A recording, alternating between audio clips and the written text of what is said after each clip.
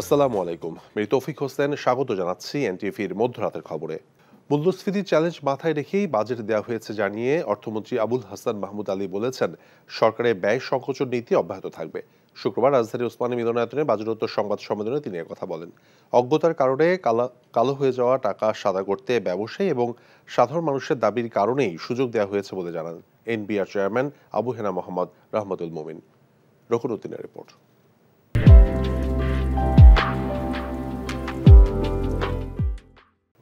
প্রস্তাব দিয়েছেন প্রস্তাবিত বাজেটে। বরাবরের মতো সংসদে বাজেট উত্থাপনের পরদিন অর্থ মন্ত্রণালয়ের পক্ষ থেকে আয়োজন করা হয় এই সংবাদ সম্মেলন, যার শুরুতে রাখা বক্তব্যে অর্থমন্ত্রী বোঝানোর চেষ্টা করেন মূল্যস্ফীতি নিয়ন্ত্রণকে গুরুত্ব দিয়ে পেশ করা হয়েছে 2024-25 অর্থ বছরের বাজেট। মূল্যস্ফীতি নিয়ন্ত্রণ যেহেতু আমাদের এখন সর্বোচ্চ অগ্রাধিকার, সেহেতু সংকোচনমূলক নীতিকৌশল আরও কিছুদিন চলমান থাকবে। আমরা আশা করছি যে এই বছরের শেষের দিকে এই কমতে শুরু করবে। এ সময় ব্যাংকিং খাতের নাজুক অবস্থার মাঝেও বাজেট ঘাটতির 1,37,000 কোটি টাকা ব্যাংক থেকেই লোন নেয়া, তারল্য সংকট সহ নানান বিষয়ে প্রশ্ন করেন সাংবাদিকরা। তবে অর্থমন্ত্রীর চোখে সবই স্বাভাবিক। ব্যাংক থেকে যে ঋণ নেওয়া, এটা তো একটা স্ট্যান্ডার্ড প্রসিডিওর। এটা সব বাজেটে সব অর্থমন্ত্রীরাই করেন, সব সরকারই করে। আমরা তো এবার 5% মধ্যে এটাকে ধরে রেখেছি। কাজে এটা এত কিছু ইম্পর্টেন্ট জিনিস নয়। আর কালো টাকা সাদা করার সুযোগ দুর্নীতিকে উৎসাহিত করবে কিনা এমন প্রশ্নের উত্তর দিতে অর্থমন্ত্রী মাইক ঠেলে দেন এনবিআর চেয়ারম্যানের দিকে। উত্তর দেন সাবেক আইজিপি বেনজির আহমেদ নির্দিষ্ট কর দিয়ে সম্পদ সাদা করতে পারবেন কিনা এমন প্রশ্নেরও। এই ধরনের বিষয় কিভাবে বৈধ হয়ে যাবে ট্যাক্স দিলে? এটা আইনি প্রক্রিয়ায় পড়ে গেছে, কেসের ভিতরে পড়ে আছে। সো এত ঢালাওভাবে আমরা এটাকে দেখতে চাই না। কমপ্লায়েন্সের বিষয়টা যখন এনশিওর করতে যাচ্ছি আমরা, তখনই দেখা যাচ্ছে যে কিছু অপ্রদর্শিত জিনিস রয়ে গেছে, যেটা ওনারা বিজনেসম্যানরা দেখাতে চান, ব্যক্তি পর্যায়ে দেখাতে চান, নতুন করদাতা যারা এখন ট্যাক্স নেটের ভিতরে আসতে চান তারা দেখাতে চান, কিন্তু এই জবাবগুলো দিতে পারছেন না। সেই জন্য আমরা এই ধরনের একটা সুযোগ তৈরি করে দিয়েছি। আরও বলা ভালো যে কালো টাকা যারা তৈরি করেন এবং কালো টাকা যারা, আমরা কথা বলি কালো টাকা আলাদা প্রশ্রয় দেওয়া হচ্ছে, কালো টাকা যারা তৈরি করেন, কালো টাকা কিন্তু যারা তৈরি করেন তারা ইকোনমিতে ব্যবহার করার জন্য করেন না। কালো টাকা মূলত দেশের বাইরেই বেশি চলে যায়। থেকে নিত্যপণ্যের বাজার কেন অস্থির হচ্ছে, আসলেই তা নিয়ন্ত্রণে কোনো পদক্ষেপ নেওয়া হচ্ছে কিনা এমন প্রশ্ন ছিল বাণিজ্য প্রতিমন্ত্রীর কাছে। বাজার অস্থির হয়ে যাচ্ছে নিত্য প্রয়োজনীয় জিনিসের, এই রকম কোনো হঠাৎ করে কিন্তু তথ্য নাই। নিত্য প্রয়োজনীয় জিনিসের কোনো দাম বাড়ার মতো এই বাজেটে কিন্তু ঘোষণা নাই। উল্টা কমানোর জন্য আমি আপনাদেরকে প্রথমেই বলেছি যে বিদ্যমান যে উৎসে নিত্য প্রয়োজনীয় জিনিসের 2% হারে কর, সেটা কমিয়ে 1% করা হয়েছে। মূল্যস্ফীতির কারণেই সুযোগ থাকার পরও বাজেটের আকার বড় করা হয়নি বলে জানান অর্থ বিভাগের সচিব। রকুনউদ্দিন, এনটিভি নিউজ, ঢাকা। বাজেটে কালো টাকা সাদা করার সুযোগ দিয়ে সরকার তার নির্বাচনী ইশতেহার পরিপন্থী কাজ করেছে বলে জানিয়েছে Centre for Policy Dialogue CPD. শুক্রবার বঙ্গবন্ধু আন্তর্জাতিক সম্মেলন কেন্দ্রে বাজেটোত্তর সংবাদ সম্মেলনের প্রতিষ্ঠানটি আরও জানায়, এবারের বাজেটটি হয়েছে গতানুগতিক এবং উচ্চাভিলাষী। প্রবৃদ্ধি, মূল্যস্ফীতি এবং রাজস্বের লক্ষ্যমাত্রাগুলো বাস্তবায়নযোগ্য হয়নি বলেও মনে করছে সিপিডি। হাসানুল শাওনের রিপোর্ট।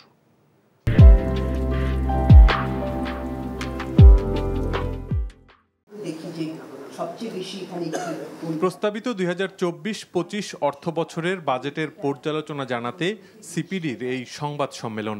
সংস্থাটি জানায়, অর্থনীতির সংকটময় সময়ে সরকার একটি গতানুগতিক বাজেট দিয়েছে, যেখানে অতীতের মতোই জিডিপি প্রবৃদ্ধি, মূল্যস্ফীতি এবং রাজস্ব আয় সহ বেশিরভাগ ক্ষেত্রে উচ্চাকাঙ্ক্ষী লক্ষ্যমাত্রা ধরা হয়েছে। প্রায় প্রতিটি চলকের ক্ষেত্রে কিন্তু এমন প্রক্ষেপণ করা হয়েছে 2025 সালের জন্য যে সেগুলো বাস্তবতার সাথে সেগুলোর কোনো সাযুজ্য নেই। প্রবৃদ্ধির হার অনেকটাই উচ্চাকাঙ্ক্ষী এবং এটা কোথা থেকে আসবে, এটার জন্য তো বিনিয়োগ লাগবে, এবং সেই ক্ষেত্রে দেখা যাচ্ছে বিনিয়োগের ক্ষেত্রেও যে প্রক্ষেপণটি করা হয়েছে সেটা কিন্তু অনেকখানি বেশি। সিপিডি বলছে, কম আয়ের মানুষকে স্বস্তি দেওয়ার পর্যাপ্ত উদ্যোগ নেই প্রস্তাবিত বাজেটে।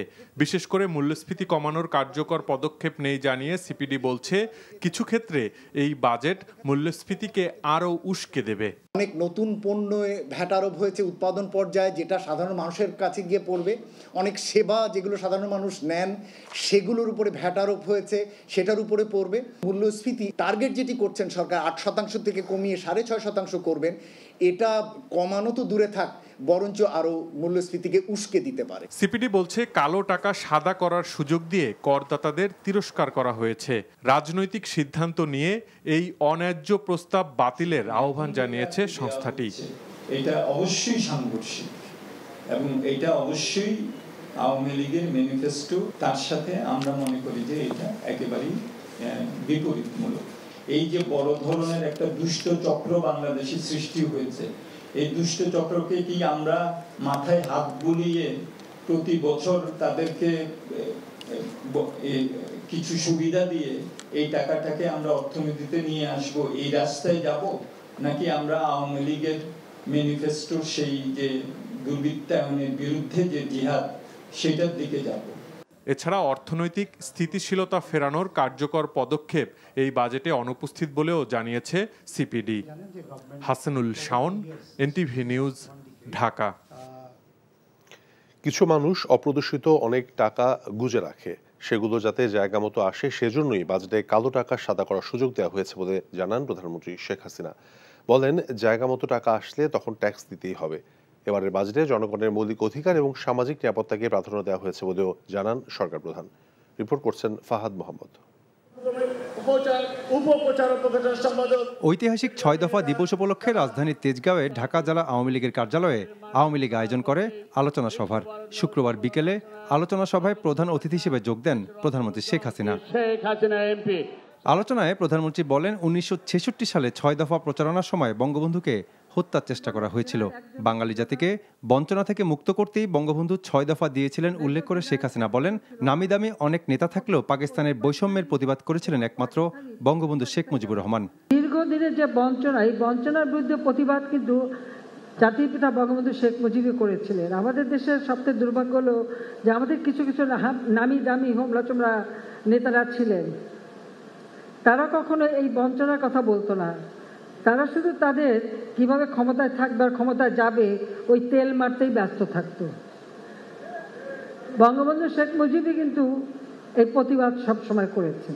বাজেটে মানুষের মৌলিক অধিকারের বিষয়টি সবচেয়ে গুরুত্ব দেওয়া হয়েছে জানিয়ে সরকার প্রধান বলেন, সীমিত ও সংরক্ষিতভাবে এগোতে চায় সরকার। বাজেটে কালো টাকা সাদা করার সুযোগের বিষয়টিকে আদার দিয়ে মাছ ধরার সাথে তুলনা করলেন প্রধানমন্ত্রী।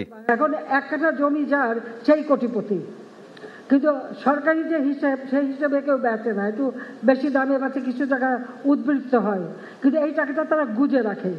তা গুজে যাতে না রাখে, সামান্য একটু কিছু দিয়ে টাকাটা আসলে পথে আসুক, জায়গা মতো আসুক, তারপরে তো ট্যাক্স দিতেই হবে। সেখানে আমি ঠাট্টা করে বলি যে মাছ ধরতে গেলে তো আধার দিতে হয় না, আধার ছাড়া তো মাছ আসবে না। ভালো লাগে না গ্রুপের কাছে দেশের কোনো উন্নয়ন অগ্রগতি চোখে পড়ে না উল্লেখ করে শেখ হাসিনা আরও বলেন, জনগণই আওয়ামী লীগের মূল শক্তি, জনগণের জন্যই কাজ করে যাবে বর্তমান সরকার। Fahad Mohammad, NTV news, Dhaka. চক্রান্তের মধ্য দিয়ে যাদের জন্ম তারা চক্রান্ত করবেই উল্লেখ করে প্রধানমন্ত্রী শেখ হাসিনা বলেছেন, বিএনপি নির্বাচন বানচালের চেষ্টা সফল হয়নি। শুক্রবার রাতে গণভবনে বাংলাদেশ আওয়ামী লীগের উপদেষ্টা পরিষদের সভায় যোগ দিয়ে প্রধানমন্ত্রী এই কথা বলেন, অনেক আন্তর্জাতিক ষড়যন্ত্র ছিল নির্বাচন যাতে না হয়। মানুষের আস্থা এবং বিশ্বাস আওয়ামী লীগের উপর আছে বলেই নির্বাচনটা সফলভাবে হয়েছে। আগের দুইবার নির্বাচন ঠেকাতে আগুন সন্ত্রাস সহ বহু কিছু করেছে বিএনপি। অভিযোগ করে প্রধানমন্ত্রী বলেছেন, বিএনপি জানে নির্বাচনে হারবে, এজন্যই তারা নির্বাচন বানচালের চেষ্টা করেছিল। এবারের বাজেটে মূল্যস্ফীতির লাগাম টেনে ধরাই অন্যতম চ্যালেঞ্জ বলে জানান প্রধানমন্ত্রী শেখ হাসিনা। 2024-25 সালের বাজেটকে কালো টাকা বান্ধব বাজেট বলে মন্তব্য করেছেন বিএনপি মহাসচিব মির্জা ফখরুল ইসলাম আলমগীর। তিনি বলেন, দুর্নীতিবাজদের আরও চুরি করতে নানান ধরনের আয়োজন করেছে এ বাজেটে। সরকার মিথ্যার উপর টিকে রয়েছে অভিযোগ করে তাদের পতনে আন্দোলন গড়ে তোলার আহ্বান জানান বিএনপি মহাসচিব। মিজান রহমানের রিপোর্ট। বিএনপির প্রতিষ্ঠাতা শহীদ রাষ্ট্রপতি জিয়াউর রহমানের 43তম শাহাদত বার্ষিক উপলক্ষে শুক্রবার ঢাকার রিপোর্টার্স ইউনিটি মিলনায়তনে বাংলাদেশ কৃষি বিশ্ববিদ্যালয় শিক্ষকদের সোনালী দল আয়োজিত এক আলোচনা সভায় অংশ নিয়ে বিএনপি মহাসচিব বলেন, উন্নয়নের মিথ্যা গল্প শুনিয়ে দেশের অর্থনীতিকে ইতিমধ্যেই ধ্বংসের দ্বারপ্রান্তে দাঁড় করিয়েছে ক্ষমতাসীন আওয়ামী লীগ। সরকারকে দানব আখ্যা দিয়ে ঘোষিত বাজেটকে লুটপাটের বলে মন্তব্য করেন তিনি। এই বাজেট তো হচ্ছে আপনার কালো টাকার বাজেট। কালো টাকা কী করে সাদা করা যাবে তার বাজেট, কী করে দুর্নীতি আরও বেশি করে করা যাবে তার বাজেট। ট্রান্সপোর্ট সেক্টরে চুরির সবচেয়ে বেশি সুবিধা, সেই কারণে ট্রান্সপোর্ট সেক্টরে বরাদ্দ সবচেয়ে বেশি। ক্যাপিটাল মেশিনের উপরে ট্যাক্স বাড়ানো হয়েছে। ক্যাপিটাল মেশিনের উপরে ট্যাক্স বাড়ানোর অর্থ কি? অর্থ হচ্ছে যে এখানে যেন ইন্ডাস্ট্রি না হয়, যন্ত্রপাতি যেন আমদানি করতে না পারি আমরা, আর কোনো কলকারখানা না করতে পারি। এমপ্লয়মেন্ট কোথায়? জোর করে ক্ষমতা ধরে রাখা ও দলীয় লোকদের দুর্নীতি, চুরি, বিদেশে টাকা পাচার ও স্বজনপ্রীতির কারণে রাষ্ট্রীয় বেশিরভাগ প্রতিষ্ঠান ধ্বংস করেছে ক্ষমতাসীন দল অভিযোগ করে দেশ রক্ষায় সবাইকে এগিয়ে আসার আহ্বান জানান বিএনপি মহাসচিব। মিথ্যার উপরে টিকে আছে, অল স্ট্যাটিস্টিক্স আর ফলস, বানানো, তৈরি করা, যত পরিসংখ্যান আছে সব তৈরি করা। সবাইকে জেগে উঠতে হবে। আপনারা সবাই শিক্ষিত, অত্যন্ত উচ্চ শিক্ষিত মানুষ, বিশ্ববিদ্যালয়ের অধ্যাপক। আপনারা একটাই কাজ আপনাদের, যে তরুণ প্রজন্ম তাকে জাগিয়ে তুলতে হবে। এদিকে সকালে জাতীয় প্রেস ক্লাবে এক অনুষ্ঠানে দলের স্থায়ী কমিটির সদস্য ব্যারিস্টার জমিরুদ্দিন সরকার অভিযোগ করেন, প্রস্তাবিত বাজেটের মাধ্যমে দুর্নীতিবাজদের প্রশ্রয় দেওয়া হয়েছে। এই লুটপাটের কালো টাকা সাদা করার জন্য 15%, is it sufficient? How to eradicate completely this মানি? যে করাপশন করে টাকা রাখবে এবং ওই টাকা বাজেয়াপ্ত হবে না, এটা না হয়ে ট্যাক্স দিয়ে ওটাকে হোয়াইট করা যায়, তো তাহলে তো উইল বি এনকারেজিং ডিসঅনেস্টি। দেশের গণতন্ত্র পুনরুদ্ধারে তরুণ সমাজকে এগিয়ে আসার তাগিদ দেন তিনি। Mizan Rahman, NTV news, Dhaka. অবৈধ সম্পদ অর্জনের মামলার জেরে আদালতের নির্দেশে পুলিশের সাবেক মহাপরিদর্শক বেনজির আহমেদ এবং তার পরিবারের সদস্যদের নামে থাকা গোপালগঞ্জের savanna eco resort and natural park নিয়ন্ত্রণে নিয়েছে জেলা প্রশাসন। এর মধ্য দিয়ে আদালতে ক্রোক আদেশের বাস্তবায়ন হলো। শনিবার সকাল থেকে গোপালগঞ্জের জেলা প্রশাসকের নির্দেশনা অনুযায়ী পার্কের যাবতীয় কার্যক্রম চালু থাকবে। শুক্রবার রাত 11:30টায় পার্কের প্রধান ফটকের পাশে মাইকিং করে গোপালগঞ্জের জেলা প্রশাসন এবং দুর্নীতি দমন কমিশন যৌথভাবে এই ঘোষণা দেয়।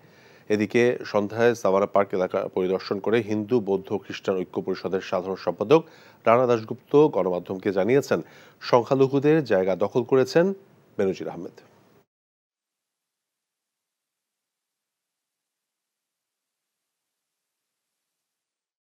আমি পরিষ্কারভাবে মাননীয় প্রধানমন্ত্রীর কাছে একটি আবেদন করতে চাই।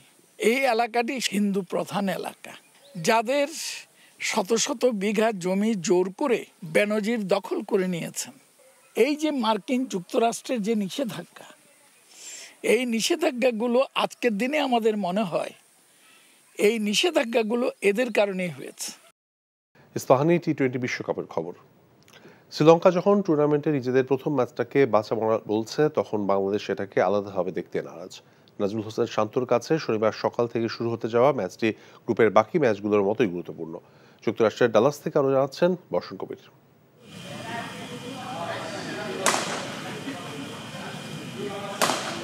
অনুশীলন নিয়ে যত কথা, তত যেন মাথা ব্যথা হয়ে উঠেছে বাংলাদেশের ক্রিকেটারদের জীবন। ম্যাচের আগের দিন 5 জনের ঐচ্ছিক অনুশীলনে ব্যাটারদের সংখ্যাটাই ছিল বেশি। গত কিছুদিন ধরে ব্যাটিংটা ভালো হচ্ছে না শান্তদের। লঙ্কার বিপক্ষে গুরুত্বপূর্ণ ম্যাচে এসব মানসিক চাপ নিতে চান না বাংলাদেশ অধিনায়ক। নতুন দিনটা আমার মনে হয় যে শুরুটা ভালো করবে, যে সেট হবে, তার খুব বড় দায়িত্ব যে খেলাটা কিভাবে শেষ করছে। সো আমি আশা করছি যেভাবে আমাদের ব্যাটাররা প্রিপারেশন নিয়েছে, ওটা যদি এক্সিকিউট করতে পারে ভালো ম্যাচ হবে। লিটন না জাকের একাদশে থাকবেন সেজন্য ম্যাচের আগে পর্যন্ত অপেক্ষা করতে হবে বাংলাদেশের দর্শকদের। যদিও কোচ এবং অধিনায়কের চাওয়া লিটন খেলুন লঙ্কার বিপক্ষে, এর সঙ্গে থাকছে থিকাসানার বোলিং। ওপরের দিকে সব বাঁহাতি ব্যাটার দিয়ে নিজেদের কাজটা কঠিন করতে চান না হাথুরু সিংয়ে। শ্রীলঙ্কা গত কিছুদিনের অনুশীলনে বাংলাদেশকে নিয়ে অনেক পরিকল্পনাই করেছে। প্রস্তুতি ম্যাচে হারের ধাক্কা ভালোই ভোগাচ্ছে তাদের। প্রতিপক্ষ বাংলাদেশ বলেই তারা আছে তেতে। শান্তদের বিপক্ষে সাম্প্রতিক অতীতে পারফরমেন্স ভালো লঙ্কানদের। আমরা সম্প্রতি কিছু ম্যাচ হেরেছি, এটা আমাদের মানসিকভাবে ধাক্কা দিলেও পরিসংখ্যানের দিকে তাকালে দেখা যাবে বাংলাদেশের বিপক্ষে আমাদের পারফরমেন্স ভালো। গ্র্যান্ড পেইরি স্টেডিয়ামে টস হয়ে উঠতে পারে গুরুত্বপূর্ণ। বড় হয়ে থাকে এটা বাঘের সিংহের লড়াই, যদিও পরিসংখ্যানের আলোকে সিংহ অনেকটা এগিয়ে বাঘের চেয়ে। যদিও আহত ভাগ হয়ে বাংলাদেশের শান্তরা শেষ পর্যন্ত শ্রীলঙ্কাকে চিরকুরে খেতে পারেন, তবেই এই টুর্নামেন্টে বেঁচে থাকবে তাদের সুপার 8-এ যাওয়ার সম্ভাবনা। তাই আক্ষরিক অর্থে টুর্নামেন্টে তাদের প্রথম ম্যাচটাই হয়ে যাচ্ছে ডু অর ডাই। বর্ষণ কবির, এনটিভি নিউজ, ডালাস, যুক্তরাষ্ট্র।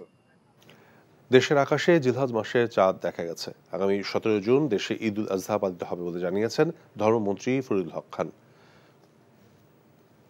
সকল জেলা প্রশাসন, ইসলামিক ফাউন্ডেশনের প্রধান কার্যালয়, বিভাগীয় জেলা কার্যালয়সমূহ, বাংলাদেশ আবহাওয়া অধিদপ্তর এবং মহাকাশ গবেষণা ও দূর অনুধাবন প্রতিষ্ঠান হতে প্রাপ্ত তথ্য নিয়ে পর্যালোচনা করে দেখা যায় যে অদ্য 29 জিলকদ 1445 হিজরি, 24 জ্যৈষ্ঠ 1431 বঙ্গাব্দ, 7 জুন 2024 খ্রিস্টাব্দ শুক্রবার সন্ধ্যায় বাংলাদেশের আকাশে পবিত্র জিলহজ মাসের চাঁদ দেখা যাওয়ার সংবাদ পাওয়া গিয়েছে।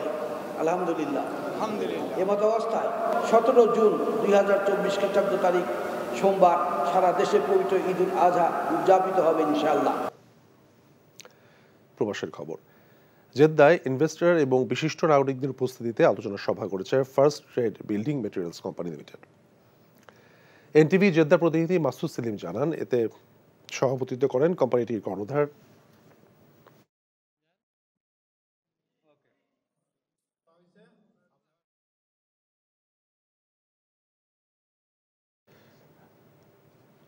ইনভেস্টর মোহাম্মদ ইকবাল। প্রধান অতিথি ছিলেন জেদ্দাস্থ বাংলাদেশ কাউন্সিলেটর কমার্শিয়াল কাউন্সিল সাইদা নাহিদা হাবিবা। আতাউর রহমান মাসুদের সঞ্চালনায় আরও উপস্থিত ছিলেন সৌদি নাগরিক আল আসলামেরি, সালেম বিন মাহফুজ, মোহাম্মদ জামিল সহ অন্যরা। প্রধান অতিথি ছিলেন নিজের নামে ব্যবসা প্রতিষ্ঠান করার সুযোগ পেয়ে প্রবাসীদের অনেকেই ইনভেস্টর হয়ে ব্যবসার মাধ্যমে দেশের সুনাম বৃদ্ধি করেছেন।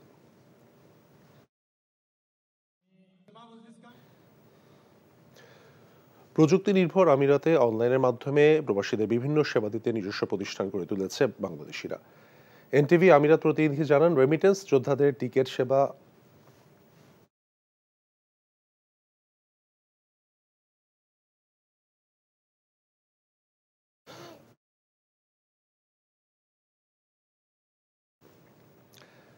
জব লস ইন্স্যুরেন্স, ভ্রমণ ভিসা সহ যাবতীয় সেবা দিতে দুবাইয়ের আল কুজে যাত্রা শুরু করল বাংলাদেশি প্রতিষ্ঠান ওয়াদি আল সাহিদ ট্রাভেলের শাখা he and she travel. Dubai Al Quoz 4-এ ফরনেক ভবনের বিপরীতে প্রতিষ্ঠানটি উদ্বোধন করেন স্বত্বাধিকারী মোহাম্মদ শাহিদুর রহমান। এসব উপস্থিত ছিলেন ফয়সাল, রফিক, বুলবুল, বেলাল, জনি, নাইমুর সহ বিপুল সংখ্যক প্রবাসী।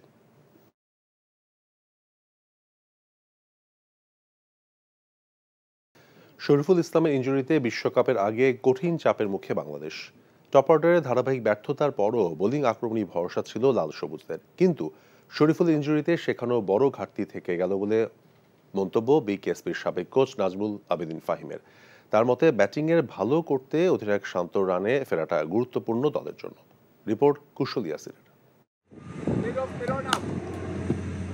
বাজে পারফরমেন্স, সমালোচনা আর ইনজুরিতে যেন বিশ্বকাপটা বোঝা হয়ে দাঁড়িয়েছে বাংলাদেশের জন্য। কন্ডিশন মানিয়ে নেয়ার সিরিজে আয়োজক যুক্তরাষ্ট্রের কাছেই পরাজয়। বিশ্বকাপ খেলতে গিয়ে বিভিন্ন জায়গায় অতিথি হয়ে সমালোচনার মুখে আছে ক্রিকেটাররা। তাসকিন ফিট হওয়ার আগে শরীফুলের ইনজুরিতে পরিস্থিতিটা এখন বেশ কঠিন। হাতে সেলাই পড়ায় শ্রীলঙ্কার বিপক্ষে বাদ শরীফুল। শঙ্কা আছে দক্ষিণ আফ্রিকার ম্যাচ নিয়েও। শরীফুলের তো অনিশ্চয়তা আছেই শ্রীলঙ্কার সাথে খেলার ব্যাপারে। সো বোলিংয়েও কিছুটা আমরা ক্রাইসিসে পড়তে পারি, কারণ আমাদের যেই কমফোর্ট লেভেলে ছিলাম আমরা বোলিংকে নিয়ে, সেখানে নেই কিন্তু। সো কঠিন একটা চ্যালেঞ্জের মুখোমুখি হতে হবে শ্রীলঙ্কার বিরুদ্ধে। এদিকে টপ অর্ডারও ঘুরছে ব্যর্থতার বৃত্তেই। বিশ্বকাপের আগে জিম্বাবুয়ে ও যুক্তরাষ্ট্রের বিপক্ষে দলীয় স্কোরে আশা জাগা নিয়ে কিছুই নেই। অধিনায়কের ব্যাট যখন ধারহীন, লড়াইয়ের দুশ্চিন্তা তখন তো বাড়ছেই। ক্যাপ্টেন যখন পারফর্ম করবে না, তার মধ্যে একটা নিজেকে গুটিয়ে নেওয়ার একটা সম্ভাবনা তৈরি হয়, কিন্তু সে সাহসী হতে পারবে না, একটা চ্যালেঞ্জিং ডিসিশন নিতে পারবে না, একটা রিস্কি ডিসিশন নিতে পারবে না। সব যেন ঠিকঠাক মতো থাকে, সেই দিকেই তার চোখ থাকবে। এবং এই করে টি-20 খেলা যায় না বা ওয়ার্ল্ড কাপে খেলা যায় না। ওখানে হঠাৎ করে একটা রিস্ক নিতে হয়, হঠাৎ করে একটা চ্যালেঞ্জ ছড়িয়ে দিতে হয় বিপক্ষ দলকে। সো ক্যাপ্টেনের পারফর্ম করাটা খুব জরুরি। দলের এমন পরিস্থিতিতে ক্রিকেটারদের উচিত বাড়তি দায়িত্ব নেওয়া। টপ অর্ডার এত কনসিস্টেন্টলি ফেল করছে, হয়তো মিডল অর্ডারকে একটু এক্সট্রা দায়িত্ব নিতে হবে। একটা মেন্টাল প্রিপারেশন এখন থাকবে। আগে যেমন এক্সপেক্ট করতে টপাররা কিছু একটা করবে, তারপর আমি যাবো as a middle order batter. এখন হয়তো মেন্টালি প্রিপেয়ার থাকবে, টপাররা কিছু না করলেও আমি কীভাবে সেটাকে কভার আপ করবো, এই মেন্টাল প্রিপারেশন হয়তো থাকবে। এবং সেখানে যদি একটু কভার করার সুযোগ থাকে বা করতে পারে, সেটা হয়তো আমরা একটু পজিটিভলি দেখতে পারবো হয়তো বাংলাদেশ দলকে। বাংলাদেশি ক্রিকেটারদের নিয়মিত পারফরমেন্স পাওয়াটাই এখন মাঝে মধ্যে দেখা যায়, তাই প্রশ্ন থেকেই যায় বাড়তি দায়িত্ব নেবেন কে। কুশলী আসির, এনটিভি নিউজ, ঢাকা। এই ছিল মধ্যরাতের খবরে। এই খবরের ভিডিও শো আপডেট জানতে ভিজিট করুন এনটিভি অনলাইন www.ntvbd.com। এছাড়াও এনটিভি জনপ্রিয় সব অনুষ্ঠান এবং খবরের আপডেট জানতে ভিজিট করুন আমাদের ইউটিউব এবং ভেরিফাইড ফেসবুক পেজ। সকালে 7:30টায় সকালের খবর দেখার আমন্ত্রণ রইল। ধন্যবাদ সবাই।